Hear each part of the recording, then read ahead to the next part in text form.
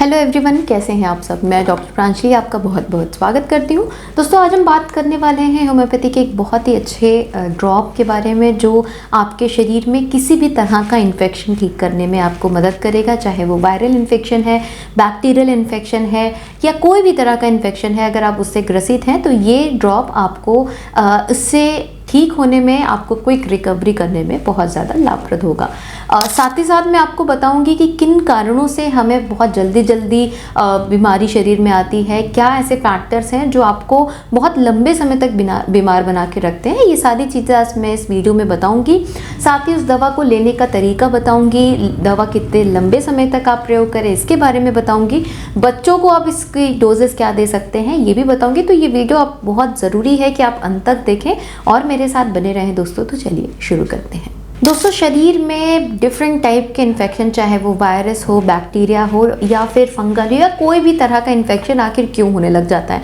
आपने देखा होगा, आप ऐसे इंसान हैं जिसको कोई भी छोटा सा भी इन्फेक्शन आसपास चल रहा है तो आपको इमीडिएटली वो इन्फेक्शन पकड़ने लगता है। तो उसके पीछे का रीज़न क्या है, हमें ये जानना है। देखिए, बहुत सारे लोग ऐसे होते हैं कि उनकी इम्यूनिटी और लोगों की अपेक्षा काफ़ी कम होती है या फिर उनके अंदर जेनेटिक डिसऑर्डर भी होता है। बहुत सारे ऐसे लोग हैं जिनके जीन में ही ऐसी कंडीशन होती है कि वो बहुत जल्दी बीमार पड़ते हैं। इससे इनबॉर्न एरर बोला जाता है कि जब आप पैदा हुए हैं उसी टाइम आप इस जीन को कैरी कर रहे थे, जो आपके बॉडी की जो ससेप्टिबिलिटी है, मतलब चीज़ों को जल्दी आपकी बॉडी में समझ लें जल्दी आने की प्रवृत्ति बनाती है।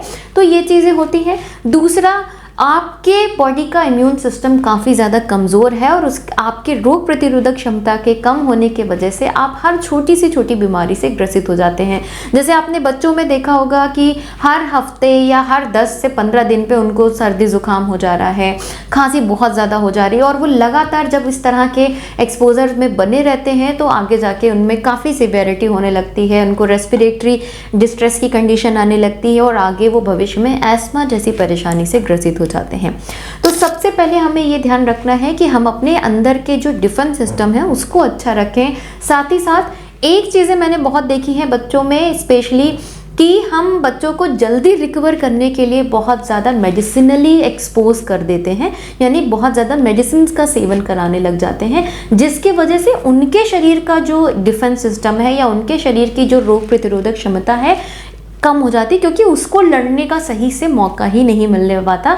हमें बच्चे को थोड़ा सा भी जुकाम खांसी हुआ, हमने इमिडिएटली उसको एंटीबायोटिक देनी शुरू कर दी, उसको न्यूबलाइज करने लग गए, उसको सिरप्स पिलाने लग गए। और चलिए वो एक बार हो गया, 2 बार हो गया, आप इसको 1-2 बार ऐसी स्थिति में डाल सकते हैं। बट अगर आप बच्चे को हमेशा इतनी ज़्यादा मेडिसिन से ओवरलोडेड रखेंगे तो उसका डिफेंस सिस्टम धीमे धीमे करके कम ही होता चला जाएगा और अंततः ऐसी स्थिति होगी कि आपका बच्चा, जब तक आप कोई स्ट्रॉन्ग मेडिकेशन नहीं दे रहे हैं, न्यूबलाइज नहीं कर रहे हैं, छोटे से कफ कोल्ड की परिस्थिति से भी अपने आप को बाहर नहीं निकाल पाएगा।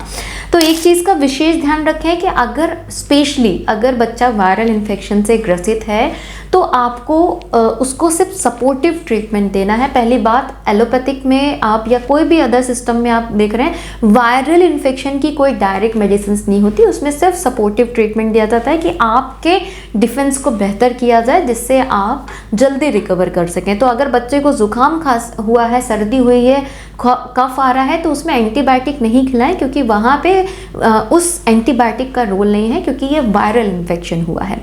और लगातार अब इसको देते देते बच्चे के इम्यून को इतना बिठा देते हैं कि वो खुद से कुछ कर ही नहीं पाता। और इसी का फलस्वरूप आप देखें कि बच्चे हर 10 से 15 दिन पे थोड़ा सा सीज़न चेंज हुआ, उनको बुखार जुकाम हो गया, थोड़ी सी उन्होंने आइसक्रीम खा ली, थोड़ा सा ठंडा पानी पी लिया, इमीडिएटली बीमार पड़ जाते हैं। तो ये चीज़ आप बच्चे में छोटे से ही ऐड ऑन करना शुरू करें कि हर छोटी चीज़ों पे बच्चों को दवा नहीं दें। जब भी जुकाम बुखार हो रहा है तो आप भाप दे सकते हैं, और ये इम्प्लीमेंटेड बड़ों के लिए भी उतना ही है जितना छोटों के लिए है। आप जैसे भी जुकाम की प्रवृत्ति आपको आए तो आप स्टीम लेना शुरू करें, कम से कम 10 से 15 मिनट दिन में 2 से 3 बार।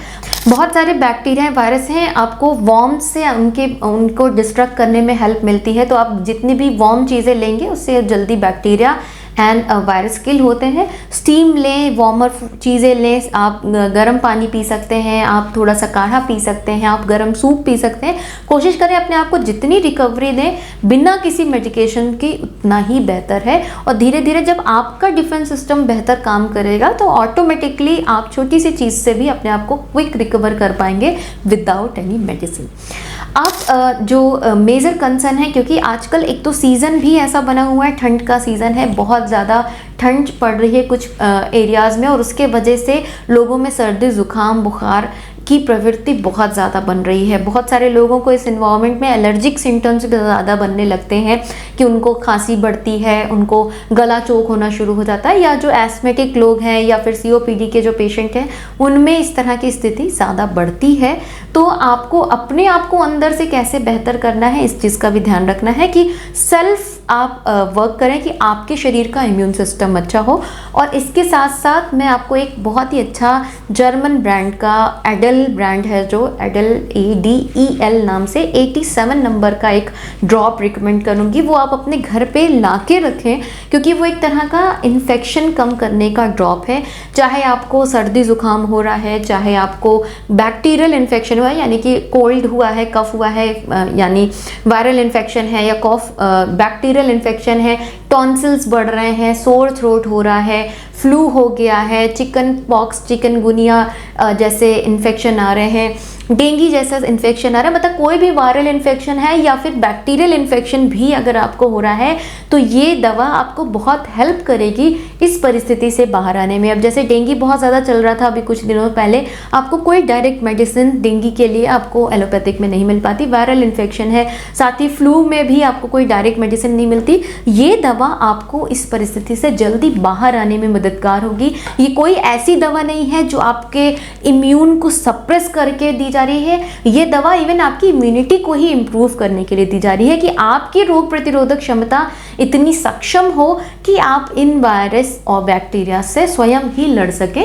इसमें ऐसी मेडिकेशन पड़ी हुई हैं जो आपके प्लेटलेट्स काउंट को बढ़ाती हैं, आपके बॉडी का जो डिफेंस सिस्टम है, जो आपके WBC सेल्स हैं उनको, जिन्हें वाइट ब्लड सेल्स बोलते हैं, जो बेसिकली हमारे फाइटिंग एजेंट्स हैं, उनको अच्छा रखती हैं आपके शरीर में, जो इनसे आप अच्छे से आप उस बीमारी से लड़ें और क्विक रिकवर करके बाहर आ सके।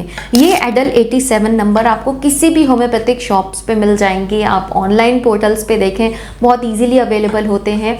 आप इनको लाके घर में एज ए प्रिवेंटिव डोज भी रखें कि कभी किसी को जैसे रात में तबीयत ख़राब हुई या कुछ ऐसा, तो आप इमीडिएटली देना शुरू कर सकते हैं।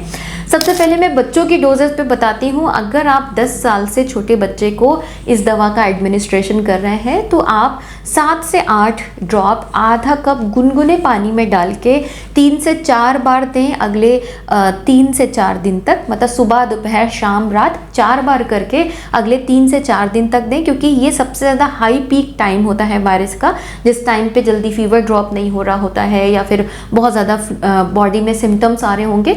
4 दिन के बाद से आप इसको 3 टाइम्स अ डे पे, यानी कि दिन में 3 बार पे स्विच करिए, फिर दिन में और उसको 2 दिन दीजिए, फिर आप 2 दिन पे शिफ्ट करिए और फिर एक दिन में 1 बार पे करते हुए 1 हफ्ते से लेकर 8 दिन तक में आप इसको बंद कर सकते हैं।